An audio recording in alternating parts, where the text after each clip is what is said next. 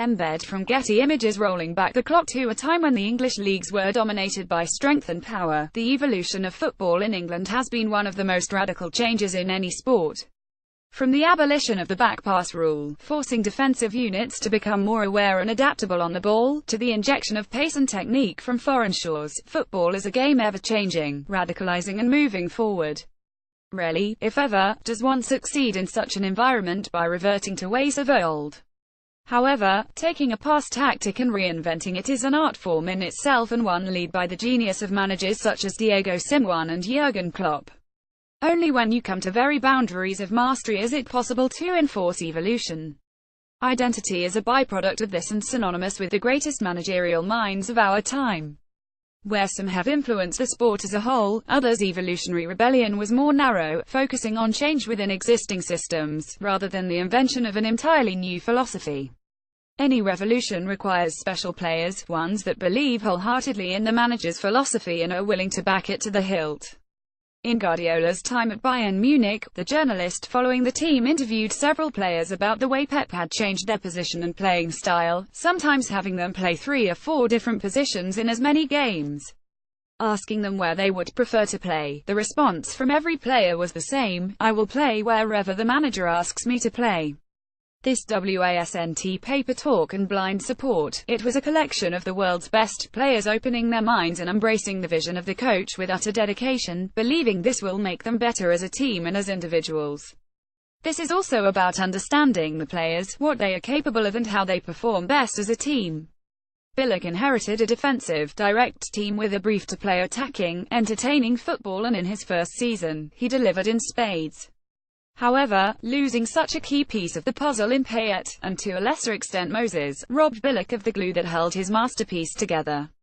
Payet's creative genius and vision, along with Moses' pace, were never replaced, and replicating the blueprint of that incredible season became impossible. The truth about what followed, the disastrous transfer window, the problematic season, the problems with the board etc., we may never know, but whether of his own making, or the board's, Bilic soldiered on making do with what he had. This league is probably the most unforgiving in the world, and HES got us through 2 seasons successfully, which should not be overlooked. Overall, I think my point is this. Maybe Bilic is tactically naive and maybe he is coming to the end of his time at West Ham, but maybe HES not. Maybe HES 1 or 2 steps away from creating something special and a legacy that we can carry forward. There's no doubting the challenges HES faced, but HES always carried himself with dignity, honesty and integrity. That's the kind of manager I want in charge of West Ham, and although I don't know the answer to the question I raised above, I know that I want to give him time and the opportunity to show us what HES been trying to build. The evolution of Chica, boasting an impressive CV, Hernandez has represented 2 of the biggest clubs in world football, playing alongside some of the world's finest players and under some well-celebrated managers. HE's played in numerous systems, but wherever HE's been celebrated for his goal scoring. However, this isn't the only aspect of his game that's impressive, and I want to take a look a little closer into certain opinion smites that surround him and how to get the best out of him. Embed from Getty Images. The demands placed on Hernandez in his time at Man United and Real Madrid were very different to those at Bayer Leverkusen and West Ham. At United and Madrid, the demand was to score when given the opportunity to finish, plain and simple. This is far from plain or simple, considering the skills necessary to create the space and time the runs needed to score at the highest level. However, pressing and tracking were far less prominent in most games, as both teams had a tendency to dominate the ball and possession. Moving along to his time at Leverkusen, Hernandez was required to adapt his game, becoming a starting striker, where he had been an impact substitute previously, and also add new dimensions to his playing style. These new dimensions were mostly based on tracking back, defending from the front and managing his game over 90 minutes. In a recent interview for the club website, Hernandez professed to being happy to evolve as a player, as well as a person, in his quest to improve throughout his career. I believe this in his time at Leverkusen, and now with this goes a long way to prove it. A number of top journalists have criticized Bilic for playing him as a lone striker, stating the lack of precedence for their critique.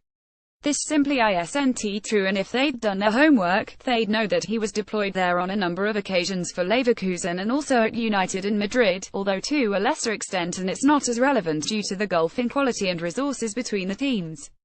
Chica is capable of playing as a lone striker as long as he receives the service he thrives on. He needs players around him with speed and guile, capable of unlocking defenses and rewarding his clever movement with pinpoint passes. The truth of the matter, for me, is that we currently don't have the personnel available to get the best out of these kinds of tactics. 4231, 4321. The one thing, above all else, that's required to play fluid, passing football, a fast counter-attacking football, is quality passes. At our best we had Payet, Lanzini, Song and Noble in his prime. Payet alone averaged 4 key passes and 3 accurate crosses per game. Our current best is Cresswell with 1.5 key passes and 2.2 crosses. These players could open up a defensive line with one brilliant through ball, and on top of that, they had the vision and ability to do so time and again. How Hernandez would have thrived in that memorable season. Sadly, however, this is no longer the case with a slightly rusty Noble. Although I'm the man of the match against Spurs, he was a class act. Obiang, Kouyaté and Fernandez the current crop. Obiang came back to form against Huddersfield, but for all of his talents, he lacks the ability to consistently choose the right pass and execute it, as did the other midfielders mentioned. This is where Lanzini comes in, and when he's back nobody will benefit more than Hernandez, but for now, we need a solution without him. Avoiding the dark ages, modern football has become about dominating the midfield, and at the moment we're underpowered in this crucial department. Without being able to keep possession, our only viable outlet is Carroll. This limits our play but also creates opportunities. It may be predictable, but it can be effective. We need to be careful as our use of this because it restricts a number of our players and isn't suitable against all teams. Used in the right way it can be highly effective, but we need to use it effectively, and I don't believe it should be our plan A. Playing direct football to a target man doesn't have to be a throwback to the dark ages though. Yes, football has come along was technically and in terms of fitness and speed, but not all teams can be filled with the players necessary to succeed playing out and out modern football. It's all about playing to all strengths and finding a way to blend styles successfully. Even Guardiola had to adapt his tactics and philosophies on his journey from Spain to Germany and now to England. He tried to enforce his famous Barcelona blueprint on his new teams. Hes reinvented them to suit the competition while staying true to his personal philosophies and beliefs. This is what Bilic needs to achieve with his players. They all need to commit body and soul to this vision and philosophy, giving their all to achieve it. This can only happen with belief. I think we're in for a real battle until January, but we'll do okay.